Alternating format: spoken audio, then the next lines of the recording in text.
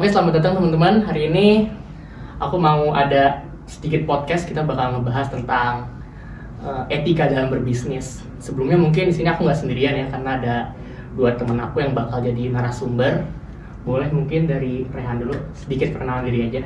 Oke, kenalin nama aku Rehan Alwezaki, bisa dipanggil Rehan. Aku dari Niaga 2023 yang bakal ngisi podcast pada malam hari ini. Oke, selanjutnya mungkin boleh dari Dinda. Oke, aku juga perkenalkan, aku Dinda Rizky Febrianti dari Ilmu Administrasi Niaga via UI 2023. Oke, mungkin biar kita nggak tegang gitu, kita bridging dulu. Kira-kira Jak, gimana kesibukan lu hari ini lah? Alhamdulillah kesibukan beberapa hari ini sangat lumayan hektik lah. Kayak mulai di akademis, organisasi juga kan, terus dinamikanya juga lumayan dan ya dinikmati aja sih sebenarnya.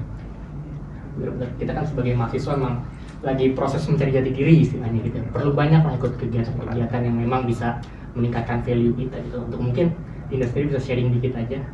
Kalau aku sendiri kesibukannya ya selain kuliah paling ya organisasi ya biasa, organisasi kampus juga ada organisasi eksternal dan ikut beberapa kegiatan di luar juga, dan aku juga ngajar di beberapa tempat gitu. Seru banget ya. Ya semoga bisa terus ini ya, komitmen dengan apa yang sedang dijalankan sekarang ini dan memang paham lah tentang apa yang jalan yang kalian ambil gitu. Betul. Nah, mungkin kita bakal sedikit masuk ke topik hari ini ya. Kita bakal membahas tentang etika bisnis. Oke, mungkin di sini aku bakal breakdown sedikit dulu ya tentang etika. Khususnya mungkin kita di sini mencoba lebih mendalami tentang etika bisnis ya. Betul. Jadi mungkin agak lebih general gitu.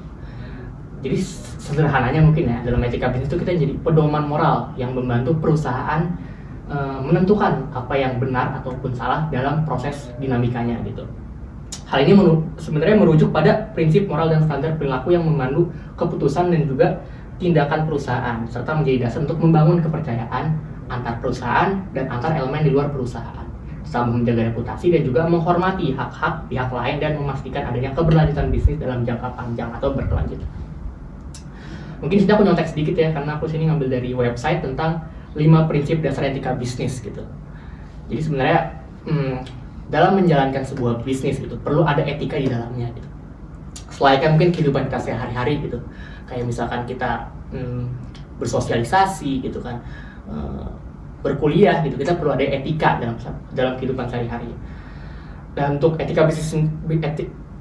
dalam etika bisnis sendiri ini ada 5 poin penting yang perlu kita dalami. Yang pertama ada prinsip kejujuran, yang mana bisnis harus bisa jujur dalam segala tindakannya, termasuk dalam menyampaikan informasi kepada publik. Lalu selanjutnya ada integritas, yang merupakan konsistensi dalam menjalankan nilai-nilai moral meskipun menghadapi tekanan atau hambatan dalam setiap keputusannya gitu. Selanjutnya ada prinsip keadilan, yang menekankan perlakuan yang adil kepada semua pihak yang terlibat, termasuk juga pihak di luar perusahaan. Bisa kita sebut mungkin pelanggan gitu ya, atau bahkan pemerintah sekalipun, yang juga lingkungan-lingkungan lain yang memang akan secara tidak langsung mungkin berdampak gitu pada perusahaan. Lalu selanjutnya ada prinsip kepedulian, yang mana ini mengutamakan kesejahteraan masyarakat dan menjaga dampak positif bisnis terhadap lingkungan.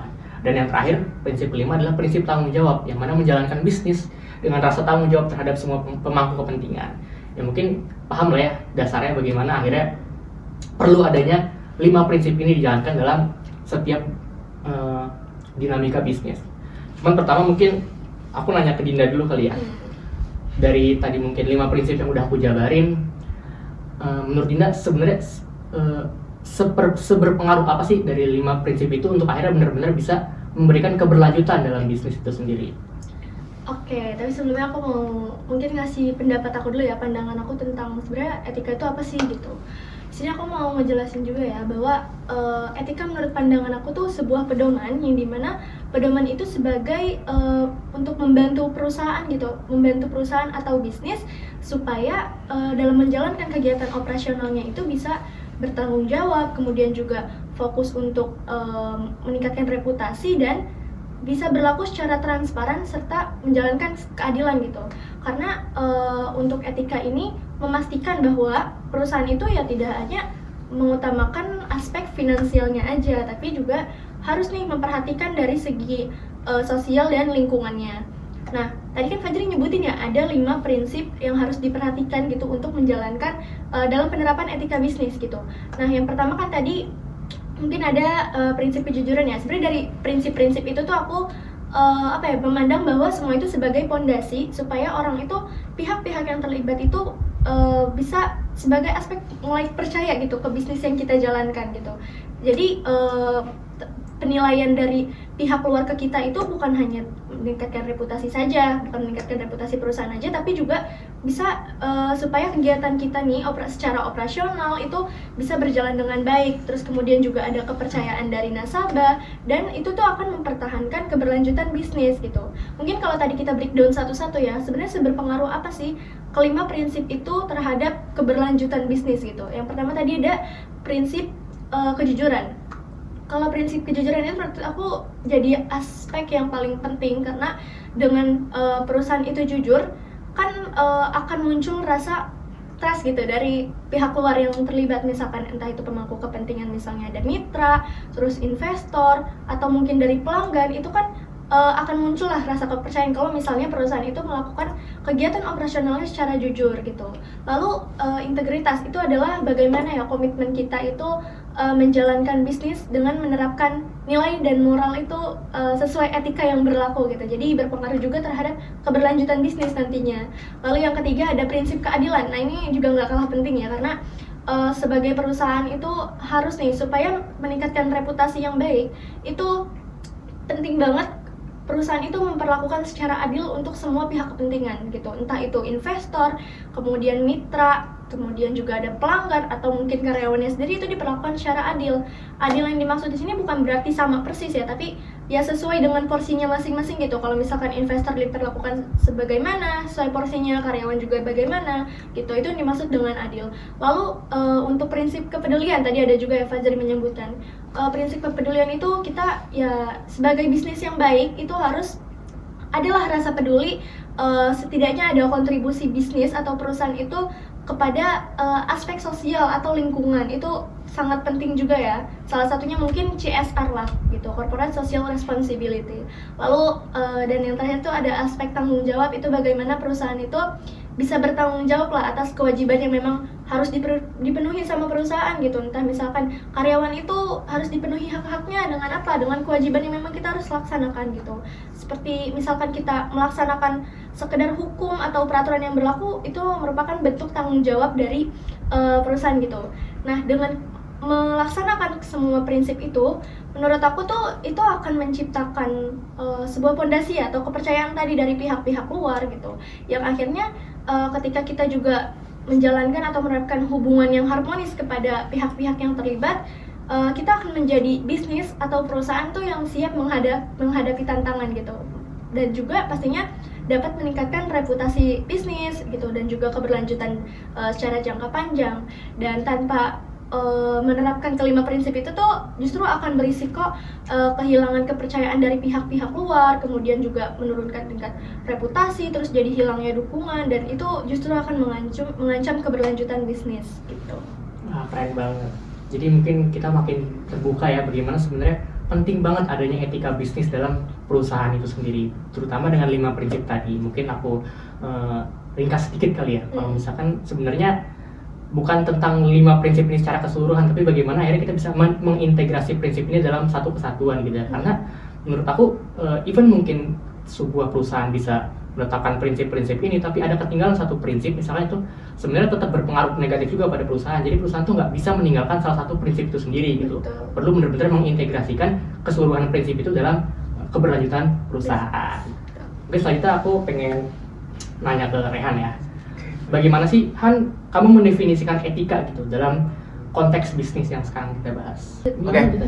Oke, aku izin jawab. Jadi menurut aku sendiri untuk etika sendiri di sini tuh ya sebagai landasan-dasar lah dalam tentunya kita dalam berbisnis. Sebagai pedoman juga di situ aku mendefinisikan etika sebagai moral, nilai dasar, dan landasan berperilaku para pemangku kepentingan di dunia bisnis sendiri. Nah, yang dimana di sini tuh kita lebih mengutamain keadilan, transparansi, dan tanggung jawab gitu. Nah, jadi di sini tuh perusahaan gak cuman ngebangun yang namanya tadi yang aku bilang kayak keadilan, transparansi, dan kejujuran, tapi di sini juga ditonjolkan adalah kebertanggungjawabannya gitu. Iya. Gitu. Jadi di sini orientasinya bukan sebagai nilai saja, tapi lebih ke arah tanggung jawab yang dimana di sini akan membangun kepercayaan antar sesama stakeholder gitu. Dan di sini juga aku menekenin banget tentang kejujuran, integritas, keadilan, kepedulian dan tanggung jawab itu untuk dari mendefinisikan etika itu sendiri dalam dunia bisnis. Ibaratnya tuh di sini sebagai tonggak awal gitu, tonggak utama Iya. sebagai dasar untuk kita membangun bisnis dan membangun kepercayaan dengan orang lain. Gitu sih kalau dari aku. Pokoknya yang penting memang 5 prinsip tadi jelas ya, itu sebagai fondasi utama dari bisnis untuk mereka akhirnya bisa mendapatkan apa yang mereka inginkan gitu ya. Nah selanjutnya mungkin bisa aku izin ke Dinda lagi ya. Menurut Dinda gitu, bagaimana sih penerapan etika sebenarnya dapat membantu membangun kepercayaan bisnis dengan lingkungan luar bisnis dan juga reputasi bisnis itu sendiri? Oke, mungkin aku bisa jawab dengan beberapa aspek juga ya pastinya. Kalau dari pandangan aku sih ada hal-hal yang memang harus diperhatikan gitu. Misalnya kayak kepercayaan gitu.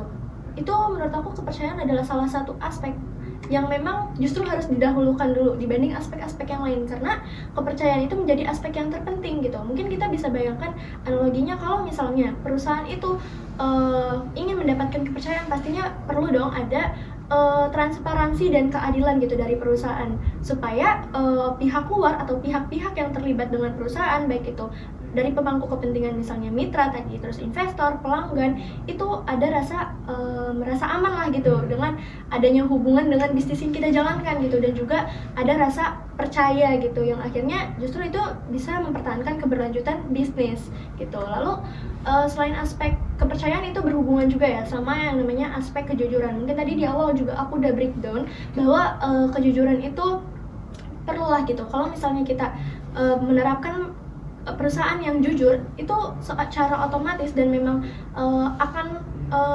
pemikirannya pasti akan menerapkan bagaimana caranya supaya memberikan informasi itu secara akurat gitu, supaya pihak luar pun juga memandang dan menilai perusahaan kita itu tercegahlah kita dari rasa ketidakpercayaan dari pihak luar gitu ya.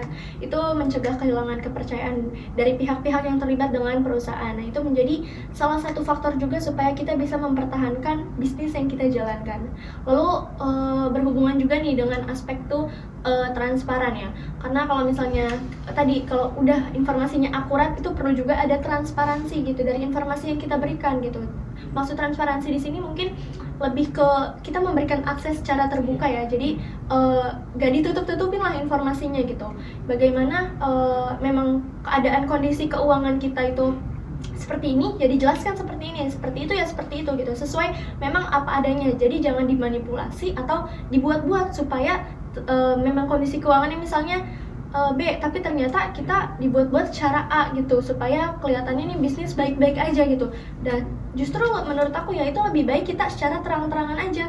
Kalau misalnya lagi buruk ya buruk, jangan sampai kita menutupi pura-pura baik keadaan kondisi keuangannya, ternyata ya justru itu menurut aku bakal merusak yang namanya bukan cuma reputasi tapi juga kegiatan operasionalnya juga, itu bakal berpengaruh juga gitu, yang akhirnya hilang juga reputasi perusahaan gitu.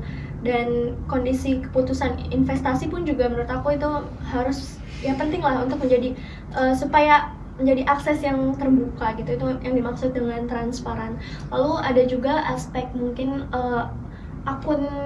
akuntabilitas gitu dan juga tanggung jawab ya. Pastinya tadi aku juga udah sampaikan di awal bahwa perusahaan itu perlu lah untuk menyelesaikan kewajiban yang memang harus dilaksanakan, terutama untuk memenuhi hak-hak dari para pemangku kepentingan gitu. Kemudian misalkan dari pelanggan, memang kalau misalnya kita udah ada perjanjian nih dengan pelanggan bahwa pelanggan akan dapat sekian kalau misalnya membeli suatu barang di bisnis kita gitu, ya udah kasih sekian gitu sesuai janji kita. Nah, itu yang dimaksud dengan tanggung jawab. Jangan sampai karena kepentingan atau fokus kita untuk finansialnya naik gitu, untuk finansial perusahaan naik, kita jadi mengorbankan pelanggan yang akhirnya justru itu menghilangkan trust ya dari pelanggan kepada bisnis kita. Dan yang terpenting juga tadi nggak lupa ya, itu prinsip tentang keadilan, itu bagaimana kita adil ke semua pihak. Jadi jangan sampai yang namanya itu membeda-bedakan yang akhirnya ada merasa pihak yang dirugikan lah, itu justru akan berpengaruh terhadap keberlanjutan sebuah bisnis gitu menurut aku. Ya setuju banget. Jadi mungkin kita lebih menekankan kredibilitas ya gitu, tingkat kepercayaan antara perusahaan dan juga investor. Karena mau bagaimanapun memang investor juga menjadi salah satu pilar perusahaan gitu ya. Karena tanpa ada kepercayaan investor pun susah juga untuk perusahaan bisa berjalan gitu ya. Mengenai tadi ya transparansi dan juga akuntabilitas, di sini mungkin aku pengen ngebahas salah satu kasus yang sebenarnya mungkin udah agak lama, cuman kayaknya seru nih kalau agak kita breakdown lagi, itu kasus Jiwasraya. Pasti teman-teman pernah dengar kan ya. Cuman memang dari top of mind kita gitu ya, ketika kita mendengar kasus Jiwasraya mungkin yang keluar korupsi yang triliunan gitu kan, kerugian negara atau mungkin pihak-pihak yang dirugikan. Tapi sebenarnya di luar itu ada aspek yang mungkin nggak banyak orang tahu, yaitu mengenai adanya etika bisnis yang akhirnya ditinggalkan oleh di Jiwasraya gitu ya, ditinggalkan oleh Jiwasraya yang akhirnya menyebabkan kerugian itu gitu. Nah mungkin sih aku agak rangkum sedikit ya mengenai apa sih sebenarnya terjadi pada PT Jiwasraya itu sendiri. Pertama itu ada latar belakangnya nih. PT Jiwasraya itu sebenarnya memanipulasi laporan keuangan untuk menutupi kerugian besar dan berinvestasi pada saham-saham berisiko tinggi yang mungkin tadi udah disampaikan sama Dinda gitu ya. Jiwasraya itu menutupi atau mungkin memanipulasi, jadi tidak memberikan apa adanya, itu memberikan data-data palsu gitu ya. Sebenarnya niatnya mungkin agar investor tuh tetap percaya, cuman di sini ada nilai yang terlewat gitu, yaitu nilai kejujuran, yang mana Jiwasraya ternyata nggak jujur gitu, nggak transparan secara sepenuhnya terhadap para investor. Nah lalu selanjutnya apa sih sebenarnya dampak-dampaknya gitu dari PT Jiwasraya tadi yang akhirnya ada prinsip etika yang mereka tinggalkan gitu. Ternyata dari kasus Jiwasraya ini ada banyak dampak yang timbul gitu. Yang jelas mungkin tadi kehilangan kepercayaan publik gitu ya, terutama para investor terhadap Jiwasraya itu sendiri. Lalu yang mungkin teman-teman udah tahu itu ada kerugian 16,6 triliun. Wah, yang besar pasti kan bagi nasabah. Terus juga pemerintah akhirnya harus melakukan bailout besar-besaran gitu yang berdampak pada keuangan negara juga. Jadi 16,6 triliun ini bukan kerugian swasta ya, tapi kerugian negara gitu. Dan pasti angka 16,6 triliun ini bukan angka yang kecil gitu kan. Nah, mungkin Rehan, aku mau nanya sedikit ya mengenai kasus yang udah aku jabarin tadi. Menurut Rehan, gimana sih dampak pelanggaran etika sebenarnya yang terjadi di Jiwasraya gitu, dengan bahasa yang mungkin bisa Rehan keluarkan sendiri gitu. Oke. Jadi sebelum kita tahu tentang Jiwasraya, di sini ada dua etika fatal tentunya yang dilanggar ke Jiwasraya, yaitu di mana dia melanggar etika kejujuran dan tanggung jawab. Gitu. Nah, berangkat dari poin itu, kejujuran tanggung jawab di mana sih teman-teman? Nah, kejujuran di sini adalah ketika dia berusaha untuk memanipulasi laporan keuangan dengan cara dia membeli saham dari saham yang beresiko tinggi, dan sebelum akhir tahun tuh dengan pintar mereka jual tuh saham itu.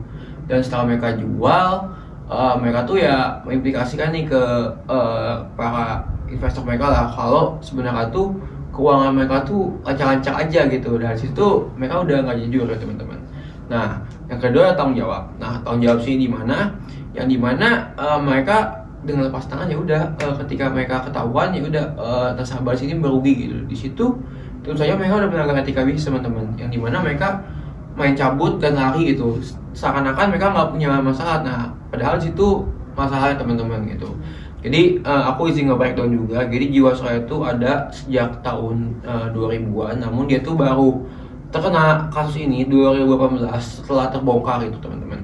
Nah, yang dimana di sini tuh Jiwasraya itu dia menarik uang dari para investor mereka, yaitu untuk membayar poli asuransi gitu. Dan di situ nominalnya cukup tinggi teman-teman, yaitu aku direvisi kebetulan dari yang aku tahu dan aku ambil dari beberapa sumber itu sekitar 27,2 triliun teman-teman untuk kerugiannya gitu. Dan di situ gimana sih caranya Jiwasraya ini ngelakuin hal tersebut, yaitu ya seperti tadi mereka manipulasi, dan setelah manipulasi mereka kabur itu. Dan situ efeknya itu bukan hanya merusak kepercayaan bagi mereka yang membayar asuransi ataupun investor dari asuransi tersebut. Jadi situ merugikan dunia asuransi gitu. Nah itu yang dimana orang-orang jadi takut untuk berinvestasi di dunia asuransi gitu. Dan tentunya ini dampaknya bukan hanya ke Jiwasraya saja, namun bisa saja kayak ke perekonomian negara gitu. yang dimana orang memiliki trust issue gitu. Dan di sini pun menurut aku ini tugasnya pemerintah kembali untuk membangun kepercayaan terkait investasi di dunia asuransi dari efek jiwasraya ini gitu. Oke. Setuju sih. Jadi mungkin kita juga nggak dapat angka pastinya mungkin ya, tapi yang jelas memang triliunan rupiah gitu yang dikorupsi oleh jiwasraya, dan pasti dampaknya bukan ke jiwasraya juga ya, tapi ke dunia investasi itu sendiri, karena kita tahu asuransi ya, dunia asuransi yang pernah sedikit, karena kita tahu kan asuransi itu menyangkut kehidupan banyak orang ya pasti ya. Betul. Jadi mungkin investor bakal lebih berpikir-pikir lagi gitu ketika dia mau menginvestasikan ke dunia asuransi ini karena ada kasus jiwasraya. Cuman ya semoga akhir-akhir ini bisa ada perbaikan lah, bisa ada kebijakan dari pemerintah yang memang menangani kasus ini gitu. Selanjutnya mungkin aku geser ke Dinda ya. Menurut Dinda sendiri, bagaimana sih cara perusahaan dapat menjaga integritasnya dalam menghadapi tekanan bisnis itu? Ini boleh mungkin tadi breakdown dari jiwasraya atau mungkin Dinda punya pandangan sendiri. Oke, mungkin aku bisa nyinggung ke PT Jiwasraya juga, tapi ada beberapa hal yang mungkin penerapan dalam memang misalnya kayak organisasi aku ya, itu bisa aku kait-kaitin juga. Kalau dari pemahaman aku ya, menurut aku tuh mungkin bisalah kita bangun dengan budaya yang etis. Maksudnya di sini kita bagaimana tugasnya perusahaan atau bisnis itu menciptakan suatu budaya di dalam perusahaan tersebut tuh memiliki budaya yang baik gitu. Jadi misalkan dalam laporan tadi ya, laporan di Jiwasraya kan mungkin ada manipulasi gitu, mungkin itu budayanya ada hal yang kurang ketat gitu, yang akhirnya mungkin dari pemimpin yang kurang pemahaman atau memang budayanya sudah terbiasa seperti itu, ketika ada kesalahan ditutupin yang akhirnya menurutku tuh kalau suatu kebohongan itu kan akan ditutupi dengan kebohongan lagi ya, yang akhirnya ya sampai kapanpun ketutup terus ya, keterusan gitu, menjadi sebuah kebiasaan. Jadi yang harus diterapkan bagaimana caranya tadi menerapkan etika ini kan terkait benar atau salah, nah ya berarti bagaimana menerapkan budaya itu yang baik lah gitu.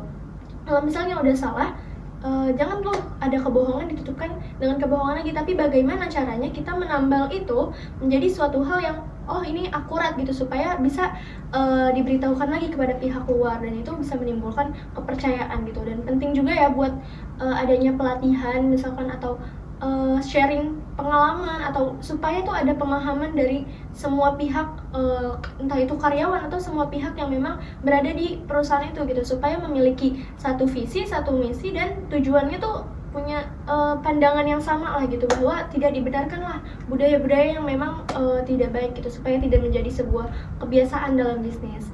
Lalu mungkin juga bisalah dengan cara kepemimpinannya itu yang lebih berintegritas gitu. Mungkin kalau dilihat dari PT Jiwasraya bisa jadi itu ada pemimpin di situ tuh kurang adanya ketegasan gitu, yang akhirnya itu karena itu udah jauh banget ya, bahkan kerugiannya pun juga banyak. Berarti kan lumayan bisa jadi lumayan lama ya, dalam waktu bukan jangka waktu yang singkat gitu, karena itu bukan angka yang kecil gitu ya. Jadi seharusnya mungkin bisalah dalam kita menjalankan sebuah bisnis ini perlu diperhatikan bahwa apakah bisnis yang kita terapkan dan kita jalankan ini segala semua tindakannya ini sudah sesuai atau belum gitu dengan nilai-nilai yang berlaku lah, karena kan di setiap perusahaan pasti ada nilai-nilai yang berlaku yang akan dianut gitu. Itu bagaimana caranya kita menganalisis tindakan kita apakah sudah sesuai nilai.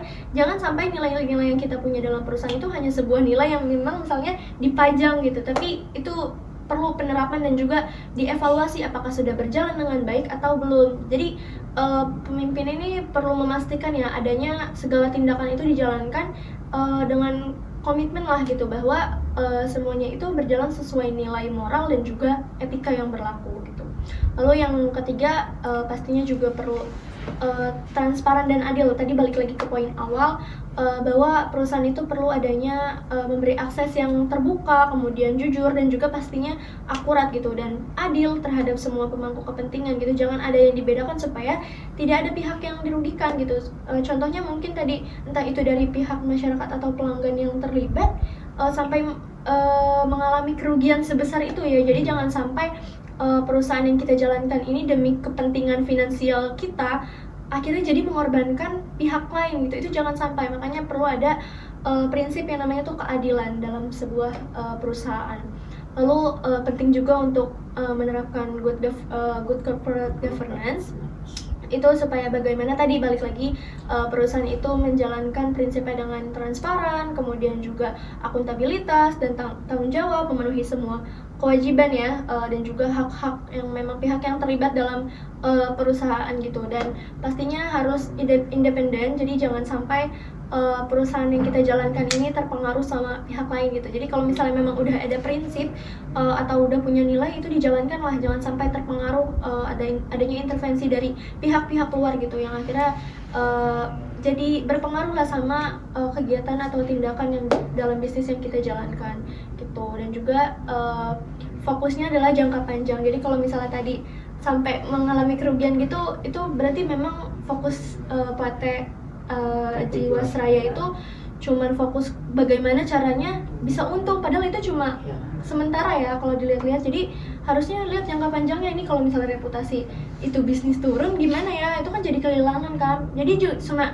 kayak kepuasan sementara lah, cuman saat itu doang, tapi jangka panjangnya jadi kehilangan tuh kepercayaan, dan justru investor-investor ya kabur, nggak akan ada yang melirik lagi gitu. Jadi jangan sampai kita dalam menjalankan bisnis ini hanya melihat jangka pendeknya aja. Jadi perlu diperhatikan lah aspek-aspek keberlanjutan dalam bisnisnya.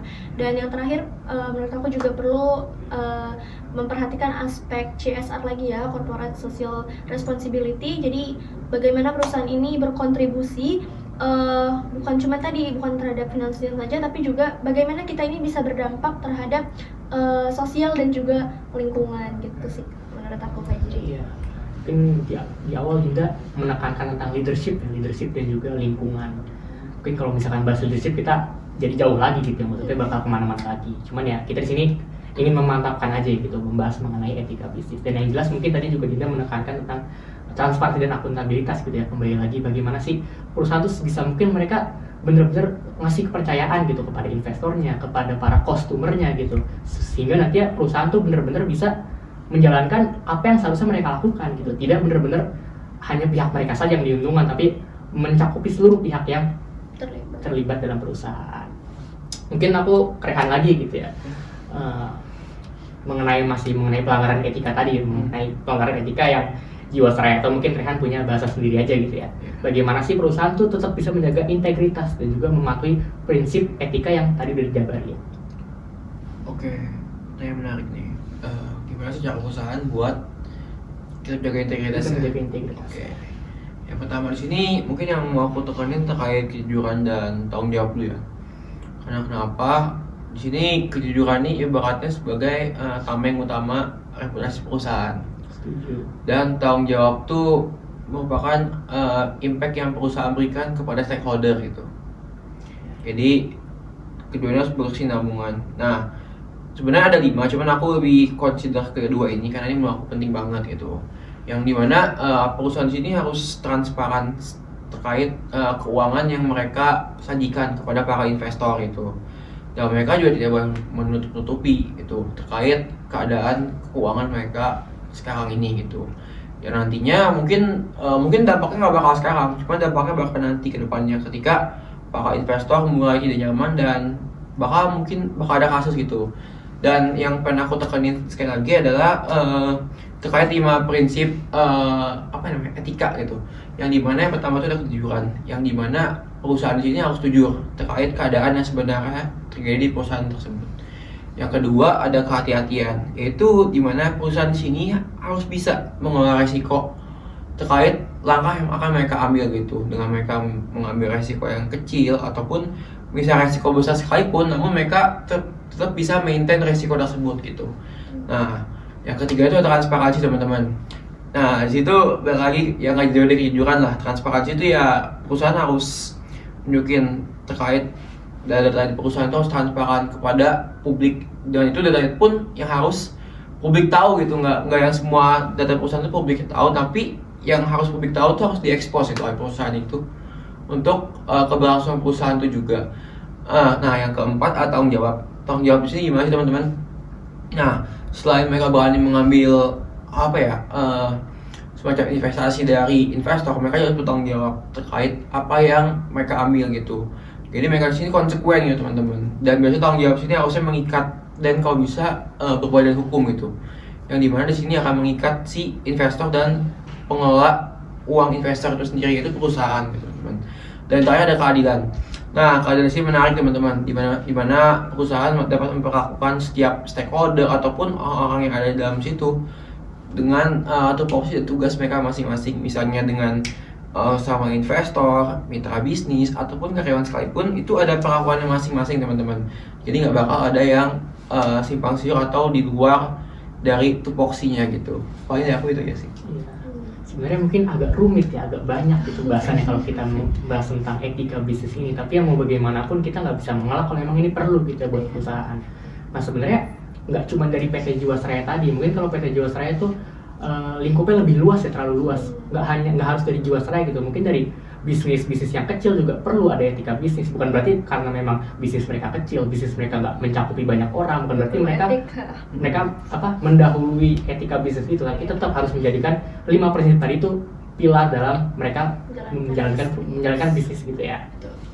Sebenarnya juga jadi pengingat buat kita juga ya, karena emang ini sejalan gitu, linear dengan jurusan kita yang mendalami mengenai tata kelola bisnis gitu ya. Menarik sebenarnya. Jadi ya mungkin itu tadi ya, banyak banget lah insight yang bisa kita ambil gitu mengenai bagaimana sih pentingnya etika bisnis dalam sebuah perusahaan gitu. Jadi etika itu bukan hanya tentang jangan buang sampah sembarangan, bukan hanya tentang menghormati orang tua, tapi bagaimana kita bisa melindungi investor, bagaimana kita bisa menarik para customer, bagaimana kita bisa melindungi seluruh aspek perusahaan, itu juga termasuk dalam etika bisnis gitu. Jadi banyak lah yang bisa kita dalami dalam membahas tentang etika bisnis ini. Cuman karena memang keterbatasan waktu kita juga tadi ya. Cuman ya di luar itu memang banyak yang bisa kita ambil tadi. Mungkin ada dua patah kata terakhir gitu untuk menutup sesi ini dari Rehan atau dari Dinda.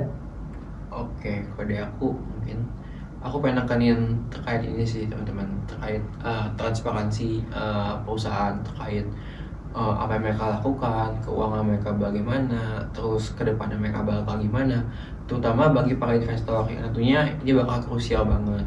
Dan aku juga menekankan terkait terkait penekanan pembangunan kepercayaan sih antara investor dan perusahaan. Itu menurut aku penting banget dan bakal berjalan dalam waktu yang long term atau jangka panjang gitu teman-teman. Itu sebenarnya.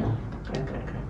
Yang jelas mungkin kembali lagi ya kepada transparansi dan juga akuntabilitas. Itu penting banget sebenarnya. Mau kita lihat bagaimanapun juga perlu memang perusahaan untuk bisa buka-bukaan gitu. Mungkin itu aja teman-teman. Banyak ya insight yang bisa kita ambil. Semoga ini bisa bahasanya apa ya, mengedukasi kalian lah gitu untuk lebih terbuka lagi mata kalian mengenai pentingnya etika dalam seluruh aspek kehidupan ya, nggak hanya bisnis saja. Cuman karena memang kita saat ini membahas tentang bisnis, kita mendalami bisnis itu, terutama tadi pada PT Jiwasraya. Cuman ya itu yang bisa kita sampaikan hari ini. Mungkin terima kasih ya untuk Dinda dan Rehan, banyak banget yang bisa kita ambil. Sekian dari kita, sampai bertemu gitu ya di pertemuan selanjutnya. Terima kasih. Terima kasih.